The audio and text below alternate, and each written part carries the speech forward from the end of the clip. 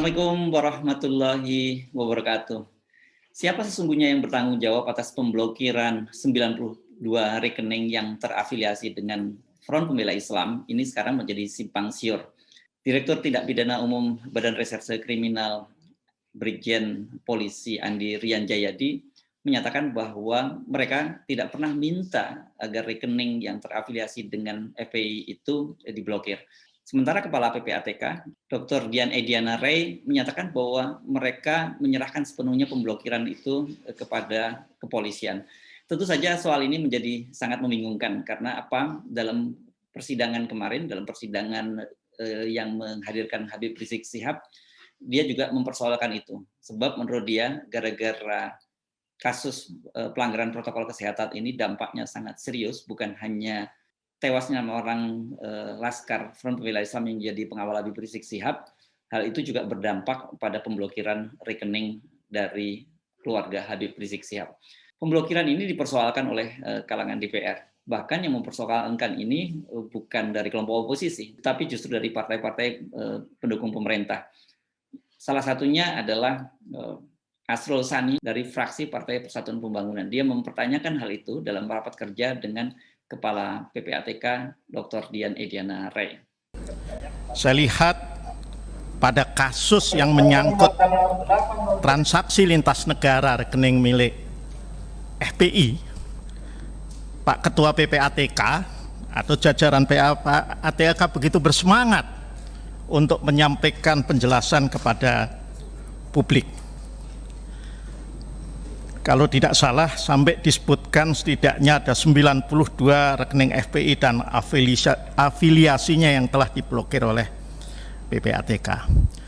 Saya tidak tahu persis apakah ini sebuah kewajiban hukum atau karena ini ikut-ikutan saja, ya. Karena FPI ini kelompok yang katakanlah secara positioning politiknya berseberangan dengan pemerintah, ya, maka kemudian PPATK sebagai bagian dari atau lembaga yang ada dalam rumpun kekuasaan pemerintahan juga ikut merasa perlu juga ikut-ikutan untuk mendisklose banyak hal terkait dengan FPI. Padahal pada kasus misalnya Jiwasraya, Asabri, PPATK tidak melakukan hal yang sama, ya. Ini jadi concern kami, Pak, terus terang, ya. Saya tidak tahu apakah karena pada Jiwasraya dan Asabri banyak tersangkut juga dengan yang ada di pemerintahan atau yang pernah ada di pemerintahan atau bahkan dengan yang ada di dunia politik. Nah, pemahaman saya, Pak Ketua, bahwa sebagai Financial Intelligence Unit di Indonesia, maka tugas, fungsi, dan wewenang PPATK sebagaimana diatur dalam Undang-Undang Nomor 8 Tahun 2010 tentang tindak pidana pencucian uang itu adalah analisis atau pemeriksaan laporan dan informasi transaksi keuangan yang berindikasi TPPU. Kemudian dalam rangka pelaksanaan fungsi dari pasal 40 huruf D undang-undang tersebut, PPATK meneruskan hasil analisis atau pemeriksaan kepada penyidik. Dan kemudian dalam pasal 47 memandatkan PPATK untuk membuat dan menyampaikan laporan pelaksanaan fungsi, tugas, dan wewenangnya secara berkala setiap 6 bulan kepada Presiden dan DPR. Ya, tapi tidak disebut-sebutkan untuk menyampaikan pelaksanaan tugasnya itu atau hasil kerjanya kepada publik. Nah, berdasarkan Undang-Undang Nomor 8 Tahun 2010 juga, tindakan pengumuman kepada publik yang dapat dilakukan oleh PPATK adalah terkait sanksi administratif yang dikenakan oleh PPATK kepada penyedia jasa keuangan yang tidak menyampaikan laporan transaksi keuangan mencurigakan kepada PPATK. Itu ada di pasal 30. Nah, secara keseluruhan saya melihat kalau dari undang-undang PPATK ini memang rancangannya sebagai lembaga intelijen di bidang keuangan yang sifat kerjanya adalah clandestine, bukan untuk diumumkan. Nah, kemudian kalau terkait dengan pemblokiran, ya, yang saya pahami, ya, Maka Undang-Undang Nomor 9 Tahun 2013 tentang pencegahan dan pemberantasan tindak pidana pencucian uang yang mengatur teknis pemblokiran terhadap aliran dana terkait tindak pidana terorisme tidak memuat juga ketentuan yang memandatkan PPATK untuk mengumumkan pemblokiran rekening kepada publik. Berita acara pemblokiran yang dilakukan oleh penyedia jasa keuangan dan instansi berwenang hanya disampaikan kepada PPATK, penyidik, penuntut umum, hakim, dan atau pihak yang diblokir. Kemudian yang berwenang untuk mengumumkan pemblokiran adalah Pengadilan Negeri Jakarta Pusat yang mengeluarkan penetapan untuk meminta atau memerintahkan PJK, penyedia jasa keuangan atau instansi berwenang untuk melakukan pemblokiran. Itu kata pasal 23 ayat 2 Undang-Undang Nomor 9 2013.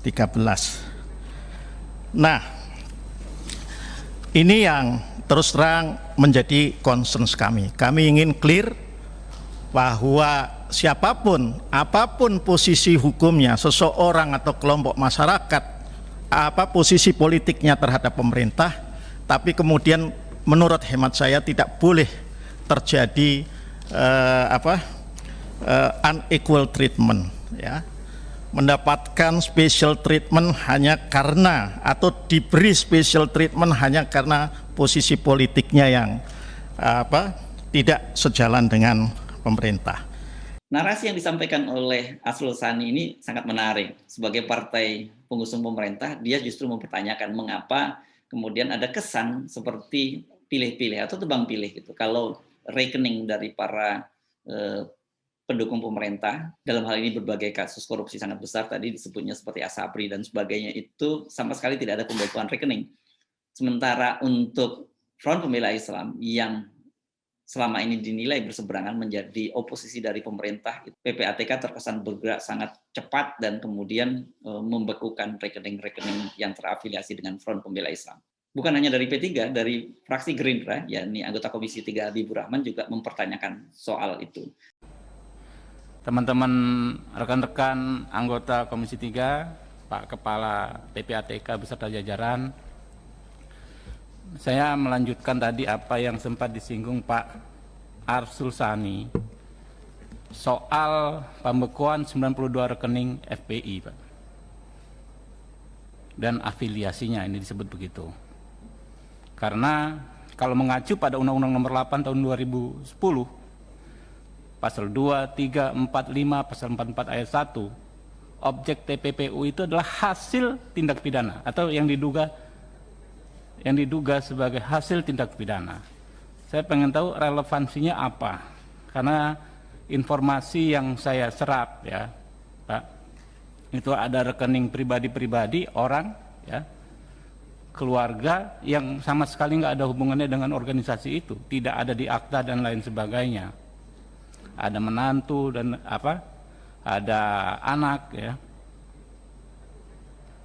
Dan kalau kita baca undang-undang ormas juga,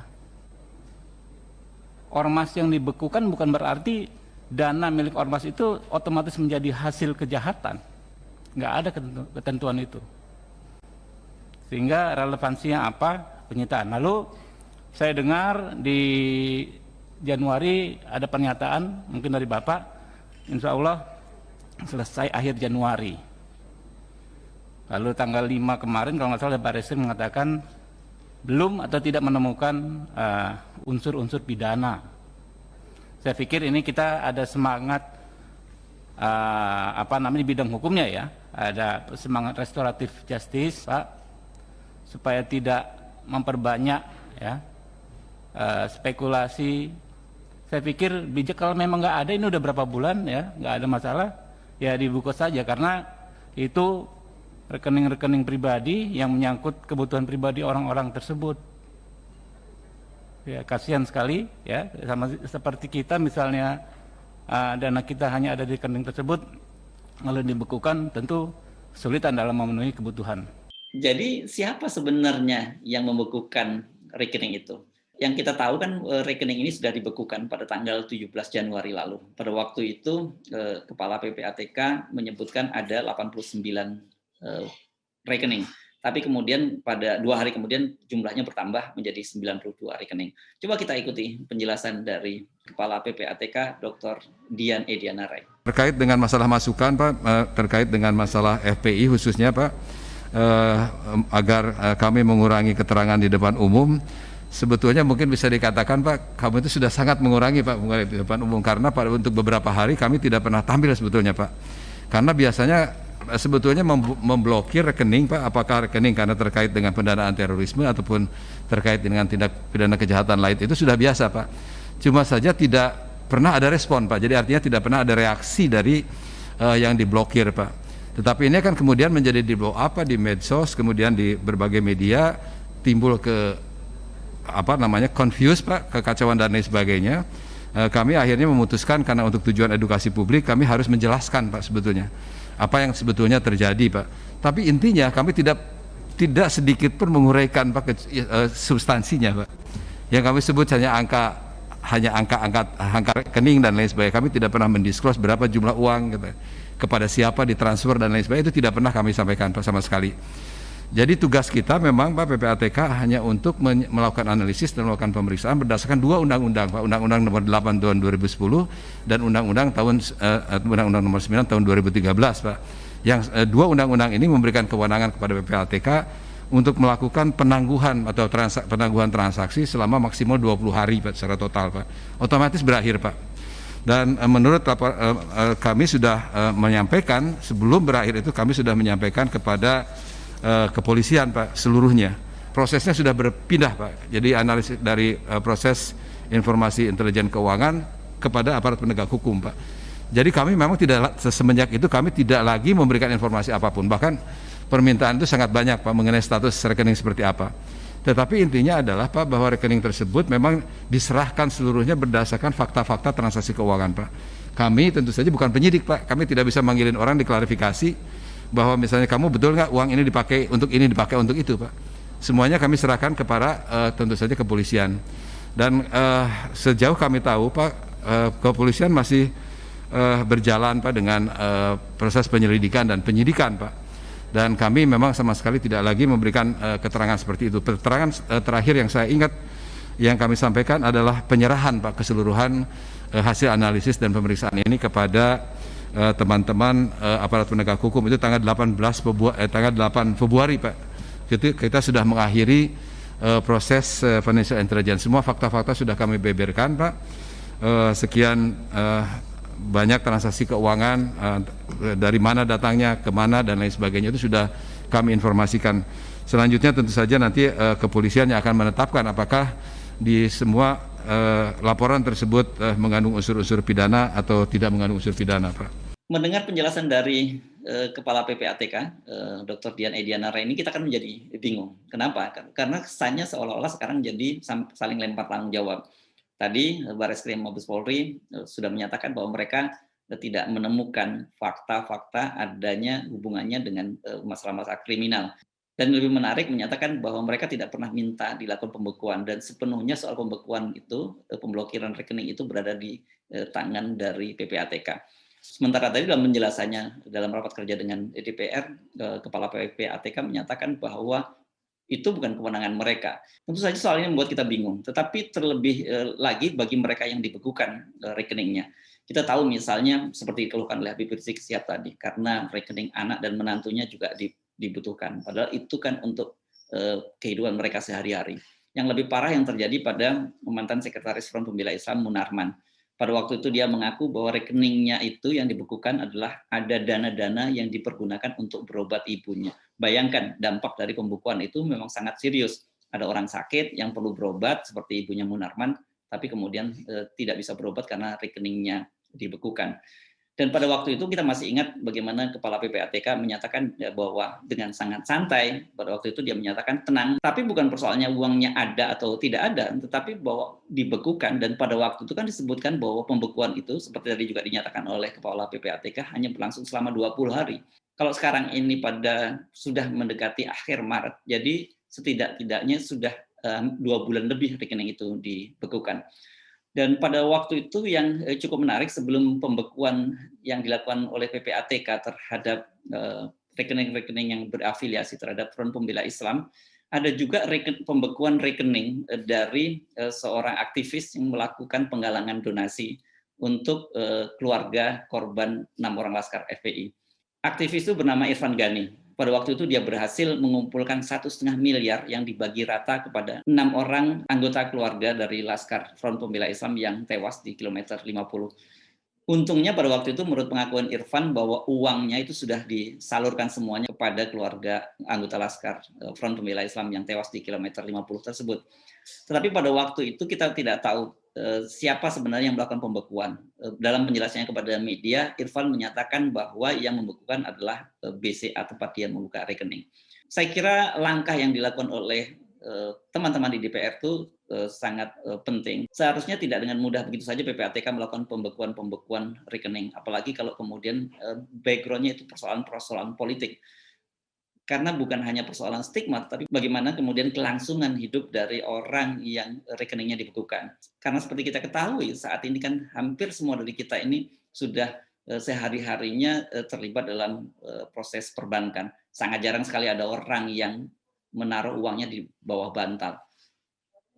Langkah-langkah yang dilakukan PPATK ini tentu harus dijelaskan pada publik, apakah betul seperti dikatakan oleh Mabes Polri bahwa mereka tidak membekukan, sementara PPATK sendiri menyatakan bahwa itu sepenuhnya berada di tangan Polri. Jangan kemudian mereka saling lempar tanggung jawab dan kemudian prosesnya menjadi berlarut-larut sehingga sampai sekarang rekening itu tetap dibekukan. Betul bahwa dananya tetap utuh, tapi apa artinya dana yang tetap utuh kalau kemudian tidak bisa dimanfaatkan? Saya Arif, sampai jumpa. Assalamualaikum warahmatullahi wabarakatuh.